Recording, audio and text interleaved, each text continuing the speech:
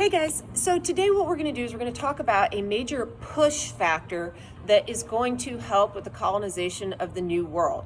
Now, what is a push factor? This is anything that pushes a people from one place into another place. And the particular push factor on which we're going to focus is religion. And I'm going to do that with the backdrop of kings and queens who ruled England in the 1400s, 1500s, and 1600s. Our story starts with a guy named Henry VII, who's going to become the first king in the Tudor dynasty. He rises to power after winning the War of the Roses. That was a series of conflicts, battles, skirmishes between the House of Lancaster and the House of York. A house in a royal parlance is just a family. So Henry VII was from the House of Lancaster, and he's going to come out on top. Now, if you've never heard of the War of the Roses, maybe you've heard of something called the Game of Thrones, which was written by George R.R. Martin. Now, George R.R. Martin is a fantasy writer. There's magic and dragons and all kinds of weird Nightwalker people in the Game of Thrones, which was turned into an extremely popular television show on HBO. This is not history. This is fantasy. But Martin knew a lot of English history, and he essentially modeled some of his characters after the Lancasters and the Yorks, because if you look at that, you'll find battles and beliefs in magic. And even though there aren't actual dragons in the actual England, at least I don't think so, and just ambition, overwhelming, overriding ambition. And he pulls in these universal human characteristics and kind of creates a construct that is very similar to what really happened, except for in fiction. So back to the real history. At the end of the War of the Roses, Henry VII takes the throne and starts the Tudor dynasty. Now this is really important. You need to understand that in the 1400s, there's only one religion, really, in England, and this is Catholicism. This is, if you're a Christian, you're Catholic at this point, anywhere that you're a Christian, okay? But then something happens in the early 1500s. There's a guy named Martin Luther who has some problems with the church, and he takes some complaints and he essentially nails them to a door on a church in Wittenberg. And this is the start of the Protestant Reformation. The year is 1517. By that point, Henry VII was dead, and Henry VIII, his son, was on the throne. And Henry VIII was married to a Spanish princess who was very Catholic. Her name was Catherine of Aragon. She was exceptionally devout. And Henry and Catherine actually had a very close relationship. Henry himself identified as a Catholic, as again, everyone almost did.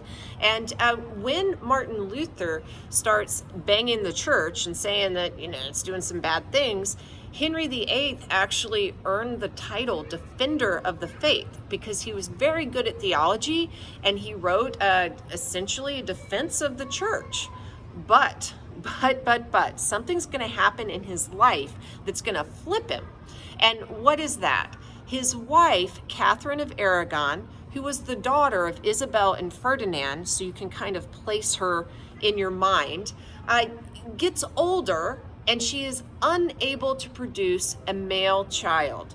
She does give birth to a daughter named Mary. But when it's obvious she is never going to give Henry VIII a son, he panics because he remembers the instability of the War of Roses. This was part of English history, and you did not want to return to this.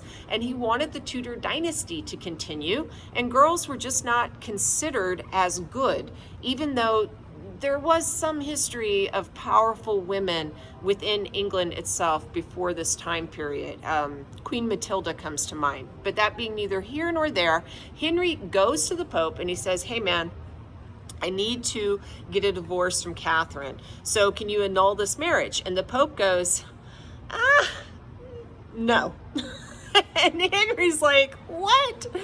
Okay, you're not going to dissolve my marriage, then I will dissolve the church in England.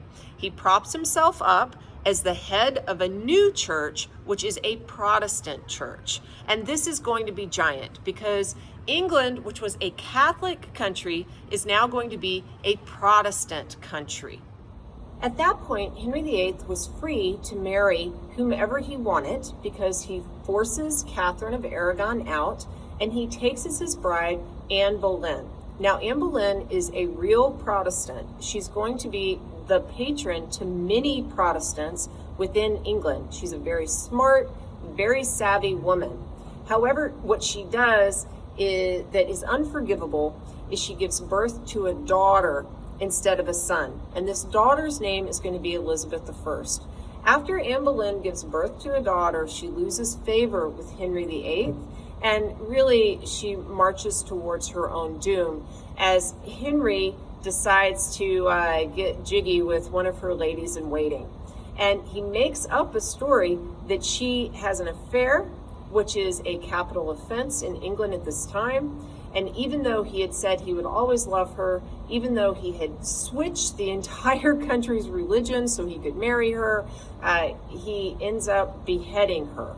And it's kind of super cold, this story, because as she is being beheaded, as soon as her head falls into the wicker basket, there is a signal that is given to Henry. The church bells start to ring, and that allows him to know that it is okay for him to go and marry wife number 3. Where she's waiting for him at the church so that she can say, I do, right after wife number 2 is no longer breathing. So wife number 3 is going to be Lady Jane Seymour. She will be Henry's favorite wife. And I wonder if at this point you can guess why. What does Jane Seymour do that Henry loves? Well, she gives birth to a son.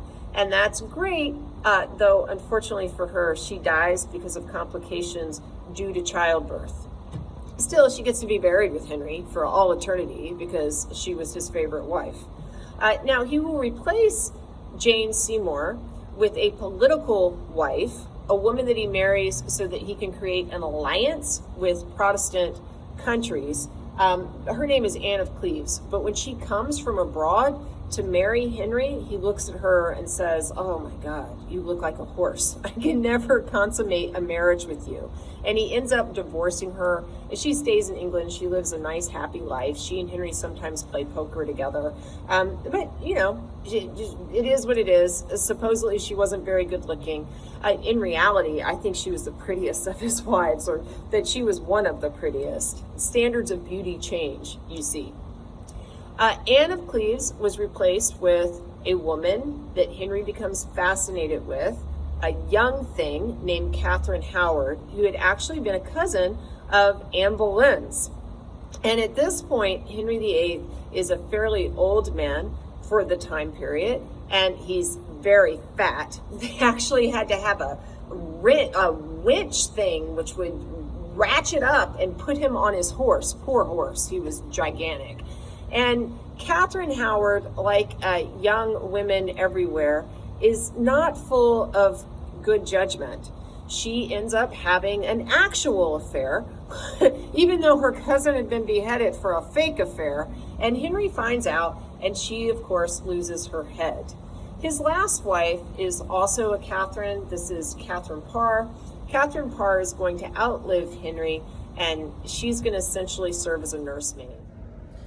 Henry VIII's wives can be remembered pretty easily by this little nursery rhyme. Divorce, beheaded, died. Divorce, beheaded, survived. That's the homage to these 6 women. But when Henry dies in 1547, his son, the son of Jane Seymour, rises to the throne. His name was Edward VI, and Edward VI was raised as a Protestant. He's going to totally force Protestantism, and in a different way than Henry, because Henry liked the Catholic rituals. Edward's going to get rid of all of that. He's going to start to be a more radical Protestant. Unfortunately for Edward, he dies when he's only 16. So he actually designates one of his cousins who was a Protestant to come to the throne. Her name was Lady Jane Grey, but she's only going to be on the throne for a few days because a more powerful person in the realm is going to overthrow her and eventually behead her too. And that is Mary, the daughter of Henry VIII's first wife.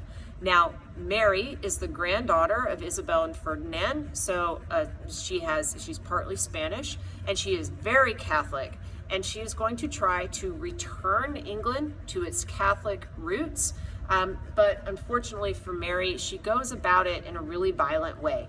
She burns a lot of guys at the stake for not being Catholic, and this earns her the nickname Bloody Mary, which, by the way, the drink is named after her. So if you ever go to a cocktail party and you're talking to someone who likes history, you can get a Bloody Mary, and it's made with tomato juice and vodka. And you have a celery stick and you're stirring around your Bloody Mary, and you can tell people all about the Tudor dynasty. And if they like history, they'll find you fascinating.